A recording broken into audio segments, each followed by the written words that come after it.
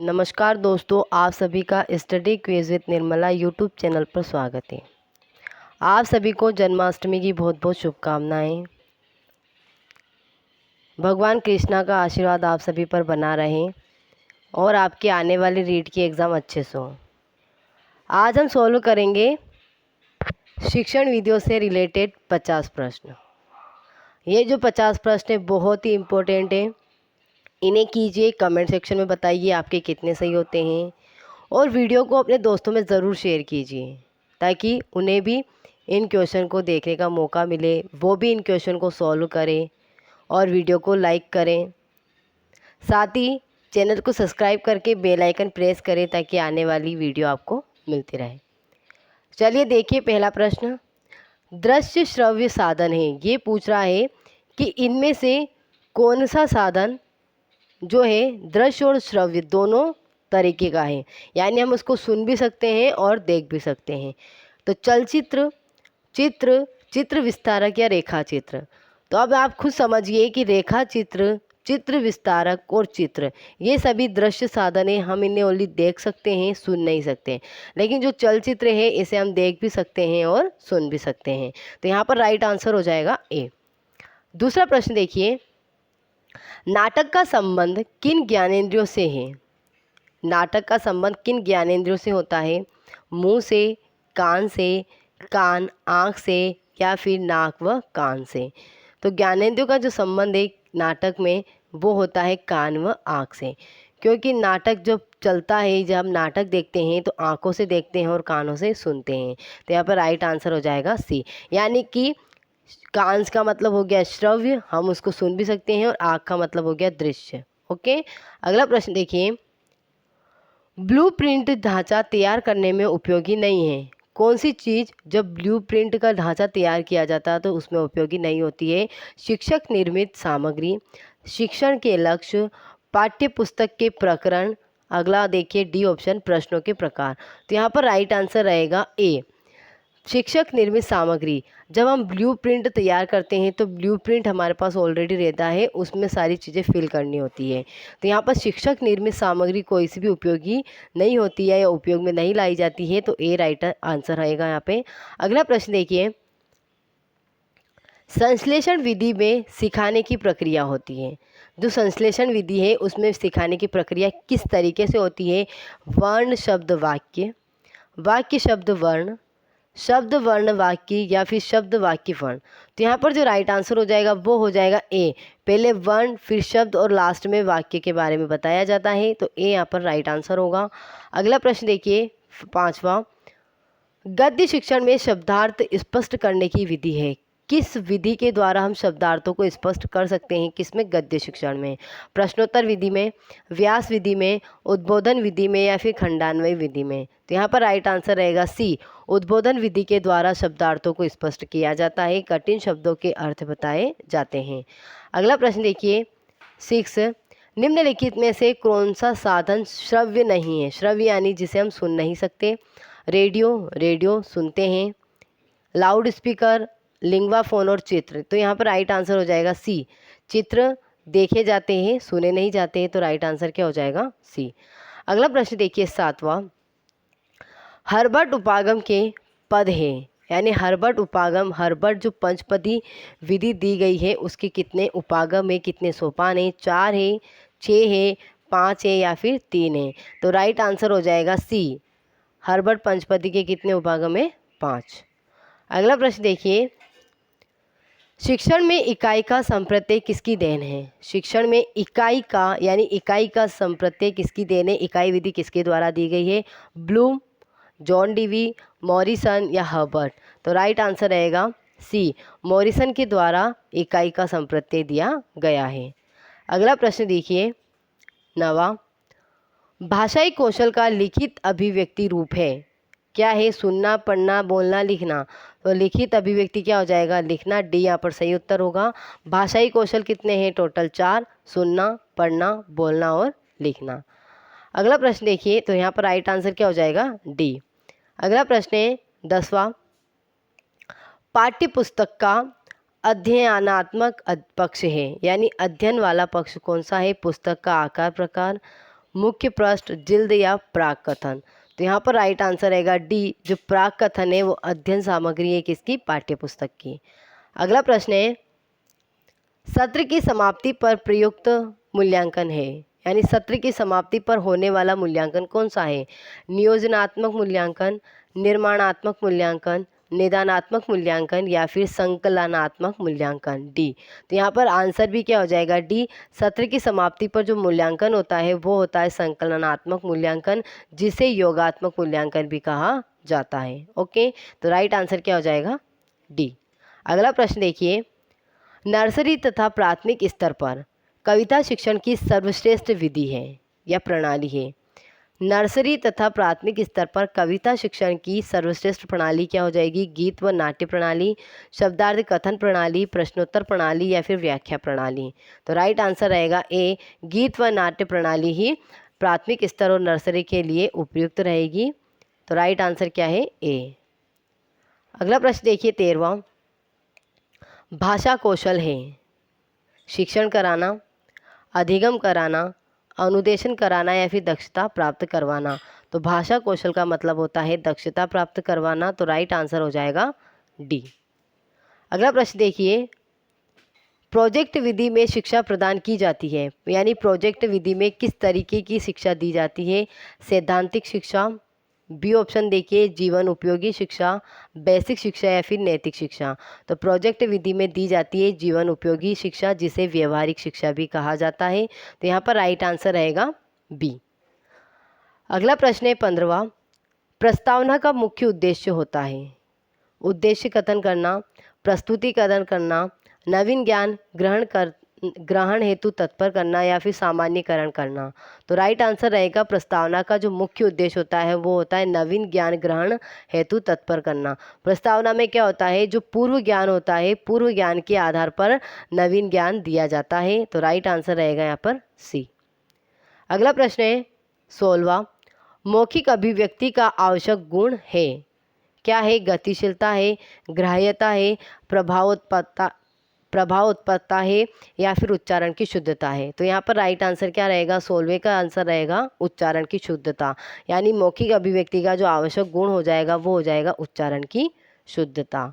अगला प्रश्न है 17वां, रंगमंच अभिनय विधि है कौन सी? गद्य से, पद्य से, नाटक से या फिर व्याकरण से। यानी कि रंगमंच अभिनय विधि किसकी विधि है? तो राइट आंसर हो जाएगा सी, ये नाटक की उपविधि है। अगला प्रश्न है 18वां, दोस्तों वीडियो को एंड तक ज़रूर देखिए, तभी आप 50 क्वेश्चन कर पाएंगे और कमेंट सेक्शन में ज़रूर बताएं कि आपके कितने सही हो रहे हैं और क्वेश्चन का लेवल कैसा था। अगला प्रश्न है 18वां, वस्तुनिष्ठ प्रश्न का प्रकार है कौन सा है? आलोचनात्मक प्रश्न, विश्लेषणात्मक प्रश्न, मिलान प्रश्न फिर या व्याख्यात्मक प्रश्न। तो यहाँ पर राइट आंसर हो जाएगा मिलान प्रश्न। मिलान प्रश्न कैसे होते हैं? वस्तुनिष्ठ प्रश्न होते हैं। तो उत्तर कौन सा हो जाएगा? सी। अगला प्रश्न है, एक अच्छे मूल्यांकन की विशेषता नहीं है, वैधता, वस्तुनिष्ठता, व्यक्तिनिष्ठता और चौथा ऑप्शन देखिए व्यापकता। तो यहाँ पर राइट आंसर हो जाएगा मूल्यांकन की विशेषता व्यक्तिनिष्ठता नहीं है, सी उत्तर यहाँ पर सही होगा। अगला प्रश्न देखिए, श्रुत लेख में रेफ संबंधी अभ्यास नहीं है। अच्छा प्रश्न है, श्रुत लेख में यानी जो श्रुति लेख होता है उसमें रेफ संबंधी अभ्यास नहीं है, कर्म, धर्म, कबूतर और प्रकाश। तो यहाँ पर राइट आंसर हो जाएगा सी, कबूतर। कबूतर में जो र है वो पूरा है, वो रेफ नहीं है, तो राइट आंसर हो जाएगा सी। बाकी कर्म, धर्म और प्रकाश में सभी में रेफ यानी कि आधा र है। अगला प्रश्न है 21वां, मूल्यांकन का क्षेत्र परीक्षा से होता है, सीमित होता है, संकुचित होता है, समान होता है या फिर विस्तृत होता है। तो यहाँ पर राइट आंसर हो जाएगा डी, मूल्यांकन परीक्षा से कैसा होता है? विस्तृत होता है। अगला प्रश्न है, निगमन विधि का सिद्धांत है विशेष से विशेष, सामान्य से विशिष्ट, विशेष से सामान्य या फिर सामान्य से सामान्य। तो यहाँ पर राइट आंसर हो जाएगा कौन सा? राइट आंसर होगा 22 का देखिए, राइट आंसर होगा सामान्य से विशिष्ट, बी यहाँ पर सही उत्तर हो जाएगा। अगला प्रश्न है, लिखित सामग्री को मन ही मन बिना आवाज़ किए चुपचाप पढ़ना कहलाता है, यानी मन ही मन एकाग्र चित्र होकर पढ़ाई करना या पढ़ा गया क्या कहलाएगा? स्वस्वर वाचन, आदर्श वाचन, मौन वाचन या फिर समवेत वाचन। तो राइट आंसर हो जाएगा सी, कहलाएगा मौन वाचन। आदर्श वाचन कौन करता है? शिक्षक करता है। स्वस्वर वाचन सभी बच्चे मिलकर के करते हैं और समवेत वाचन का मतलब भी होता है सभी, यानी कि सामूहिक पढ़ना। तो यहाँ पर राइट आंसर हो जाएगा सी। अगला प्रश्न है, खेल विधि को प्रचलित करने का श्रेय जाता है, किसे जाता है? ड्राइबन को, मॉरिसन को, हेनरी कॉल्डवेल कुक को या फिर पियाजे को। तो राइट आंसर हो जाएगा सी, हेनरी कॉल्डवेल कुक। अगला प्रश्न देखिए 25, मूल्यांकन का आवश्यक गुण है वस्तुनिष्ठता, वैधता, विश्वसनीयता या फिर उपरोक्त सभी। तो राइट आंसर हो जाएगा डी, उपरोक्त सभी, क्योंकि ये सभी मूल्यांकन के गुण हैं। अगला प्रश्न है 26, भाषा दक्षता का प्रारंभिक कौशल है। प्रारंभिक का मतलब प्रथम कौन सा कौशल है? लिखना, पढ़ना, बोलना, सुनना। तो राइट आंसर हो जाएगा डी, सुनना। अगला प्रश्न है 27, प्रश्न पत्र बनाने से पूर्व निम्न में से किस प्रपत्र का निर्माण किया जाता है? प्रश्न पत्र बनाने से पहले भी किस प्रपत्र का निर्माण किया जाता है? पूरक पुस्तक, ब्लूप्रिंट, पाठ्य पुस्तक या फिर प्रश्नों के प्रकार। तो राइट आंसर हो जाएगा बी, ब्लूप्रिंट का निर्माण किया जाता है। किससे? प्रश्न पत्र निर्माण से पहले भी एक प्रपत्र तैयार किया जाता है जिसे कहा जाता है ब्लूप्रिंट। तो आंसर क्या हो जाएगा? बी। अगला प्रश्न है, श्रव्य दृश्य सामग्री नहीं है, छायाचित्र, नाटक, चलचित्र, ड्रामा। तो राइट आंसर क्या हो जाएगा? 28 का यहाँ पर आंसर रहेगा छायाचित्र। छायाचित्र श्रव्य दृश्य सामग्री नहीं है, बाकी सभी श्रव्य दृश्य सामग्री है। तो राइट आंसर है ए। अगला प्रश्न है, उच्चारण सुधारने का कार्य किन कक्षाओं में करना चाहिए? किन कक्षाओं में उच्चारण सुधारने का कार्य करना चाहिए? प्रारंभिक कक्षा में, माध्यमिक कक्षा में, उच्च माध्यमिक कक्षा में या फिर उच्च कक्षाओं में। तो राइट आंसर रहेगा प्रारंभिक कक्षा में ही, यानी कि 1 से 5वीं तक के जो बच्चे होते हैं, कक्षा के जो बच्चे होते हैं, तभी उनमें उच्चारण का सुधार कर देना चाहिए ताकि आगे आने वाली कक्षाओं में कोई दिक्कत ना हो। तो राइट आंसर रहेगा यहाँ पर ए। अगला प्रश्न है 30, शिक्षण कौशल का प्रयोग किया जाता है, यानी कहाँ पर? कक्षा के अंदर, कक्षा के बाहर या दोनों में ही। तो राइट आंसर हो जाएगा दोनों ही जगह, यानी कक्षा के बाहर और कक्षा के अंदर शिक्षण का कार्य किया जाता है। तो राइट आंसर रहेगा सी। अगला प्रश्न है, बालक परिवार में रहकर कैसी भाषा सीख जाता है? सांकेतिक भाषा, लिखित भाषा, बोलचाल की भाषा या कोई नहीं। तो राइट आंसर रहेगा यहाँ पर सी, बालक परिवार में रहकर बोलचाल की भाषा सीख जाता है जिसे मातृभाषा कहा जाता है। क्या कहा जाता है? मातृभाषा कहा जाता है। तो राइट आंसर रहेगा सी। अगला प्रश्न है, शिक्षण में सबसे महत्वपूर्ण कार्य है, क्या है? विषय निर्धारण, उद्देश्य निर्धारण, बिंदु निर्धारण या फिर समय निर्धारण। तो यहाँ पर 32 का आंसर होगा बी, शिक्षण में सबसे महत्वपूर्ण कार्य होता है उद्देश्यों का निर्धारण करना। अगला प्रश्न है 33, नाटक शिक्षण की उपयुक्त विधि है। उपयुक्त विधि पूछा गया है, कक्षा अभिनय प्रणाली, रंगमंच अभिनय प्रणाली, अर्थबोध प्रणाली और व्याख्या प्रणाली। तो राइट आंसर रहेगा यहाँ पर एक, कक्षा अभिनय प्रणाली नाटक शिक्षण की उपयुक्त विधि मानी जाती है। तो आंसर क्या रहेगा? ए यहाँ पर करेक्ट आंसर होगा। अगला प्रश्न है 34, भाषा कौशलों की कितनी संख्या है? सभी को पता है 4। कौन कौन से? सुनना, बोलना, पढ़ना और लिखना। तो राइट आंसर क्या रहेगा यहाँ पर? बी। अगला प्रश्न है, श्रुत लेख में किस कौशल का अधिक विकास होता है? जब श्रुत लेख होता है उसमें किस कौशल का विकास होता है? श्रुत का मतलब सुनना, लेख यानी लिखना। तो राइट आंसर हो जाएगा ए, श्रवण और लेखन कौशल का विकास होता है। अगला प्रश्न है 36, भाषा शिक्षण की सूत्र विधि का मूल स्रोत कौन सी भाषा है? यानी सूत्र विधि का मूल स्रोत कौन सी भाषा है? हिंदी, अरबी, संस्कृत और जर्मन। तो राइट आंसर यहाँ पर रहेगा सी, संस्कृत, क्योंकि संस्कृत की ही मूल विधि है सूत्र विधि और संस्कृत से ही हिंदी में आई है। तो राइट आंसर रहेगा सी। अगला प्रश्न है, भाषा की शिक्षा दी जाती है अर्थ ग्रहण और अभिव्यक्ति के लिए, विद्वान बनाने के लिए, पहले निदानात्मक परीक्षण कर लेना चाहिए, इनमें से कोई नहीं। तो राइट आंसर रहेगा यहाँ पर ए, भाषा की शिक्षा दी जाती है अर्थ ग्रहण और अभिव्यक्ति के लिए। तो सही उत्तर हो जाएगा ए। अगला प्रश्न है, व्याकरण अनुवाद विधि को अन्य किस नाम से जाना जाता है? ध्वन्यात्मक विधि के नाम से, प्रयोजना विधि के नाम से, भंडारकर विधि के नाम से या फिर सैनिक विधि के नाम से। तो ये आंसर क्या हो जाएगा, व्याकरण अनुवाद विधि को भंडारकर विधि के नाम से भी जाना जाता है। तो राइट आंसर रहेगा सी।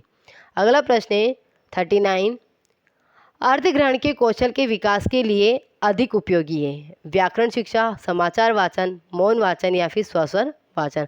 अर्थ ग्रहण के कौशल के विकास के लिए अधिक उपयोगी विधि हो जाएगी मौन वाचन, क्योंकि मौन वाचन ऐसी विधि है जिसमें मन ही मन एकाग्रचित होकर ज़्यादा पढ़ा जा सकता है और अर्थ ग्रहण करने में भी सबसे ज़्यादा उपयोगी होती है मौन वाचन विधि। तो राइट आंसर रहेगा सी। अगला प्रश्न है 40, हिंदी शिक्षण में उपलब्धि की जांच की जा सकती है, बुद्धि परीक्षण से, निबंधात्मक प्रश्नों से, निदानात्मक परीक्षण से या फिर उपलब्धि परीक्षण से।